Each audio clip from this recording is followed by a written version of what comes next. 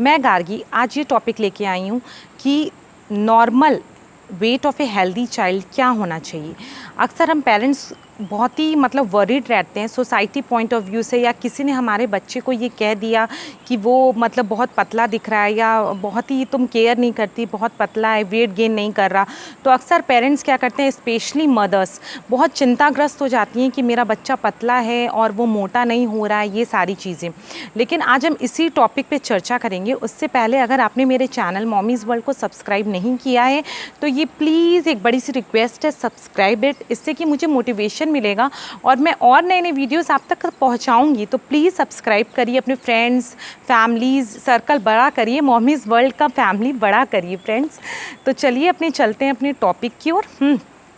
तो मैं ये कह रही थी कि जैसे अक्सर पेरेंट्स की शिकायत रहती है, अगर किसी ने बच्चे को देख के कह दिया तुम केयर नहीं करती, बच्चा बहुत पतला है, या फिर ये सारे इश्यूज़ रहते हैं, है ना। हमें खुद लगता है बच्चा खा नहीं रहा है, तो उतनी प्रॉपर मील नहीं ले रहा है जितनी कि हम दे रहे हैं, और वो पतला है, ये सारी चीज़ें।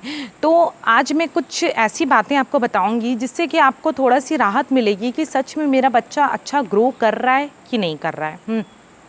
फर्स्ट थिंग तो ये है, जैसे ही बच्चा हमारा इस दुनिया में आता है, बर्थ लेता है, तो वैसे ही डॉक्टर क्या करते हैं, उसका बर्थ वेट चेक करते हैं। जैसे कि हुआ बर्थ वेट, जैसे मान लो मेरी डॉटर का वेट था 3.20 kg, मतलब 3 किलो 200 ग्राम। तो होता क्या है फ्रेंड्स कि जैसे आया बच्चा तो तुरंत डॉक्टर इसलिए वेट लेते हैं कि आगे का जो प्रोसेस है वो हम देख पाएँ कि बच्चे की हमारी सही ग्रोथ हो रही है कि नहीं। 6 मंथ में उसका कितना बढ़ना चाहिए, साल भर में उसका कितना बढ़ना चाहिए, ये एक डॉक्टर्स के पास एक चार्ट रहता है। और उसमें बॉयज़ का वेट ग्रो अलग रहता है और गर्ल्स का वेट ग्रोथ अलग रहता है। तो इस पॉइंट ऑफ व्यू से अगर मान लीजिए आपका बच्चा 2.5 kg का है, पैदा हुआ है, ठीक है, तो इससे कोई मतलब नहीं कि वो कितना फार्मूला ले रहा है, कितना ब्रेस्ट मिल्क ले रहा है, क्या ले रहा है। लेकिन मैं आपको एक जनरल क्राइटेरिया बता रही हूँ कि वेट क्या होना चाहिए। अगर आपका बच्चा 2.5 kg का हुआ है तो विद इन 6 मंथ उसको अपने बर्थ वेट से डबल है। अगर वो अपने बर्थ वेट से डबल है, इट मीन्स जैसे अगर वो 5 kg का है 6 मंथ में, तो ये एक हेल्दी वेट गेनिंग माना जाएगा और आपका चाइल्ड हेल्दी माना जाएगा। तो इसका मतलब इसका इससे कोई लेना देना नहीं कि आपका बच्चा मोटा नहीं दिख रहा है, या उसके गाल मोटे नहीं है, या वो गोलू मोलू नहीं है, इससे ऐसा कोई मतलब नहीं। अगर उसका बर्थ वेट 2.5 है और 6 मंथ में उसका 5 kg हो रहा है, इट मीन्स उसकी ग्रोथ सही हो रही है। और अगर साल भर में देखा जाए, अगर आपका बच्चा साल भर में, जैसे आपका बच्चे का बर्थ वेट 2.5 किलो है 2.5, तो साल भर में उसको अपने बर्थ वेट से तिगुना होना है। मतलब तिगुना मतलब 7.5 kg उसका बर्थ वेट हो, तो ये एक normal healthy weight gaining process में आता है। इसमें अगर आप चिंता करेंगे कि नहीं इसका ये 9 kg का नहीं है, 10 kg का नहीं है, आप लोग वरीड करेंगे, तो ये फालतू की चिंता है आपकी। इसमें चिंता की कोई बात नहीं, ये एक हेल्दी वेट गेनिंग प्रोसेस है। अब नेक्स्ट थिंग आती है कि सोसाइटी क्या कह रही है, हम क्या सोच रहे हैं, हमारे पड़ोसी क्या कह रहे हैं, तो फैमिली मेम्बर्स क्या कह रहे हैं, ये सारी बातें आप इग्नोर करिए। अगर आपका बेबी का ग्रोथ रेट चार्ट इस प्रोसेस से चल रहा है तो फर्स्ट थिंग मैं आपसे ये कहना चाहूँगी, अगर बच्चा पैदा होता है तो जैसे उसका वेट गेन 2.5 है, तो 10 डेज़ के अंदर उसका 10% से 15% जो वेट है वो कम होता है। इस वजह से कम होता है, जब बच्चा मदर्स वॉर्म में रहता है तो उसको अपने आप खाना, न्यूट्रिशन सब चीज़ मिल रहा है। लेकिन जब बच्चा इस दुनिया में आता है तो उसको बाहरी इन्वायरमेंट से लड़ना, सर्वाइव करना, उसके लिए हर चीज़ नहीं है। इवन वो तो मिल्क भी अच्छे से लैच नहीं कर रहा है, लैचिंग इश्यूज़ आते हैं, कुछ मदर्स की प्रॉब्लम रहती है, उनको मिल्क नहीं आ रहा है, ये सारी जो कंडीशंस रहती हैं, इसमें जो बच्चे का वेट 10 to 15% डाउन होता है। इसमें कोई चिंता की बात नहीं है।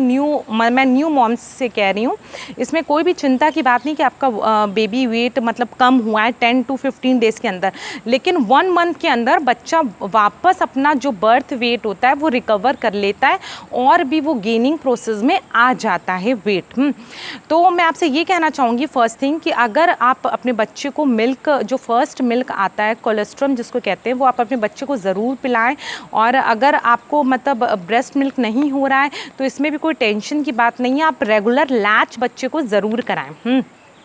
और जो बच्चा जैसे फार्मूला पे है तो इसमें भी कोई बड़ी टेंशन की बात नहीं है। आजकल बहुत सारी मदर्स रहती हैं जिनको प्रॉपर केयर के बाद भी अगर ब्रेस्ट मिल्क नहीं होता है तो वो फार्मूला देती हैं, तो इसमें भी कोई इशू की बात नहीं है। फार्मूला में भी आजकल बहुत सारे अच्छे अच्छे फार्मूलाज आ रहे हैं जो ब्रेस्ट मिल्क के इक्विवेलेंट ही मतलब बच्चे की ग्रोथ बढ़ाने में सहायक हैं।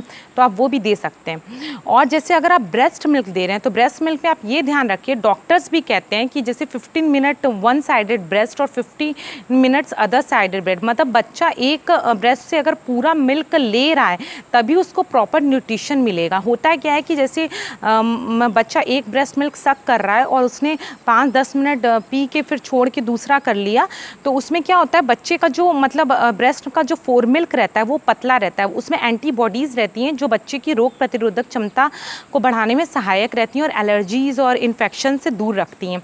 वो तो पहुंच जाता है, लेकिन जो फैट मिल्क रहता है मतलब गाढ़ा मिल्क वो बच्चों को नहीं मिल पाता अगर माएँ पूरा मिल्क खाली नहीं करेंगी मतलब एक साइड का। तो आप कोशिश ये करिए कि बच्चा पहले वन ब्रेस्ट पूरा अच्छे से एम्प्टी कर ले, उसके बाद वो नेक्स्ट मिल्क पे आए, है ना, नेक्स्ट साइड पे आए। आप ये कोशिश करिए।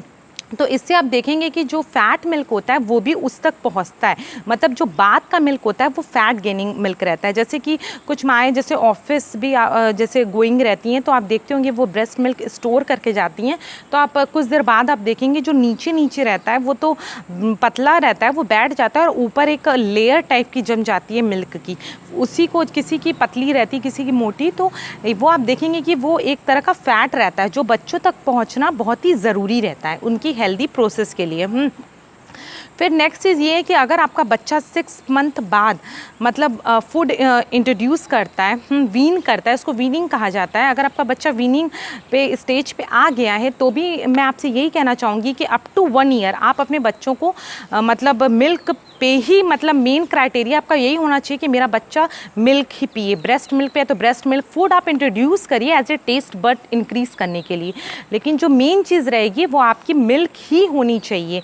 जैसे ब्रेस्ट मिल्क है तो ब्रेस्ट मिल्क पे, फार्मूला है तो फार्मूला पे, या दोनों है तो आप जैसे भी आप कन्वीनियंट समझें तो उस हिसाब से आप अपने बच्चों को मतलब उससे लैक आप न दें कि अरे अब तो मेरा बच्चा खाना खा रहा है तो अब मैं मिल्क थोड़ा सा डिक्रीज़ कर देती हूँ, ऐसा नहीं होना चाहिए। अब उसके बाद के वेट गेनिंग प्रोसेस पे हम आते हैं। जैसे बच्चा आपका 1 ईयर का हो गया है तो उसके बाद कितना मतलब वेट गेन होना चाहिए। 1 ईयर तक तो हमारे बच्चे का triple at the time of his मतलब बर्थ वेट से ट्रिपल होना चाहिए, लेकिन उसके बाद क्या होना चाहिए, उसके बाद अगर आप ये सोचेंगे कि आपका बच्चा 1 ईयर के अकॉर्डिंग वेट गेन करेगा, मतलब 6 महीने में डबल हो रहा है और फिर साल भर में ट्रिपल, तो ऐसी बहुत बड़ी मिस्टेक है आपकी अगर आप ऐसा सोचते हैं तो। ऐसा कुछ भी नहीं है। 2nd ईयर में बच्चा 2 से 3 किलो भी अगर बढ़ रहा है, नॉर्मल 3 kg बच्चे 3 to 4 kg इंक्रीज़ करते हैं 2nd ईयर में, तो अगर आप ये चाह रहे हैं तो ऐसा नहीं है। अगर ऐसा होता तो बच्चा तो फिर कितना मोटा हो जाएगा 4-5 साल में अगर इसी हिसाब से वेट गेन करने लगेगा, तो ऐसा बिल्कुल नहीं है। 2nd ईयर में खाली 2 to 3 kg या अगर 4 kg बहुत मैक्सिमम है, अगर वो वेट गेन कर रहा है तो ये एक हेल्दी ग्रोथ वेट में आएगा।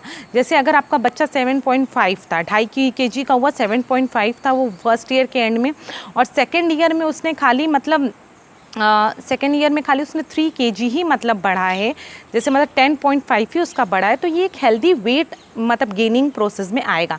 आप अपने बच्चों का सबसे पहले कंपेयर उन बच्चों से नहीं करिए जो बहुत ज़्यादा चबी हो सकता है उनका बर्थ वेट 4 kg हो या फिर मतलब दूसरा हो, है ना, या फिर उनका जेनेटिक प्रोसेस दूसरा हो। अक्सर क्या होता है जिनके माँ बाप थोड़े हेल्दी रहेंगे या मतलब अच्छे हैं, उनकी कद काठी अच्छी है, तो नॉर्मल बच्चों की भी कद काठी अपने पेरेंट्स पे जाती है, इससे जीन्स, हाँ, तो जेनेटिक भी होता है ये। अगर माँ बाप बहुत ज़्यादा पतले हैं तो बच्चे भी थोड़े पतले होते हैं, और इस पर भी आप ये मत सोचिए कि मतलब मेरा बच्चा एकदम से मतलब मोटा हो जाएगा अगर मैं ये सारी चीज़ें दूंगी, या मैंने एक वीडियो भी बनाई है कि फूड्स जो मैं दे रही हूँ उससे मेरा बच्चा एकदम चबी हो जाएगा।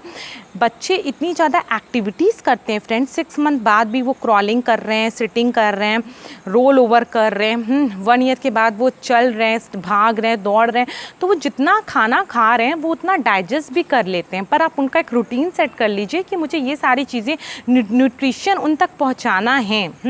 बाकी जितनी सोसाइटी या कुछ जो भी लोग कह रहा है, एक कान से सुनिए और दूसरे से निकाल दीजिए। अगर आपका वेट गेनिंग प्रोसेस बच्चे का इस फॉर्म में है जैसा मैंने कि अभी बताया तो मैं आपसे यही कहना चाहूँगी कि आप इसमें बिल्कुल भी वरी मत होइए। अगर आपका बच्चे का वेट गेन प्रोसेस ऐसा है और आप उसके न्यूट्रिशन पे ध्यान दीजिए, अगर आपका बच्चा हेल्दी है, एक्टिव है, वो अच्छे से हर चीज़ कर रहा है, तो इससे कोई फ़र्क नहीं पड़ता कि वो गोलू मोलू ही दिखे या फिर मतलब ऐसा ही रहे। अगर वो एक नॉर्मल वेट गेनिंग मतलब बॉडी का भी है तो ये एक हेल्दी साइन है आपके लिए और आपके बेबी के लिए भी। तो मैं आपको मतलब स्ट्रेस से दूर ले जाना चाहती हूँ कि ऐसा आप बिल्कुल ना सोचें कि मेरा बच्चा ऐसा है या फिर वैसा है। हाँ, जो भी मैंने फूड के ऊपर जो वीडियो बनाए हैं वो आप देख के देखिए, आपके बच्चे में इम्प्रूवमेंट ज़रूर आएगा। लेकिन अगर ऐसा मतलब जो स्टैंडर्ड नॉर्म्स है आपके बच्चे की कि हाँ मतलब साल भर में ट्रिपल होना चाहिए और सेकेंड ईयर में खाली 3 to 4 kg he weight increase होता है, तो अगर ऐसा आपका बच्चा कर रहा है तो नो वरी फॉर यू, ठीक है। तो अगर आपको वीडियो पसंद आया हो तो प्लीज़ एक लाइक का बटन दबा देना और subscribe my channel mommies world.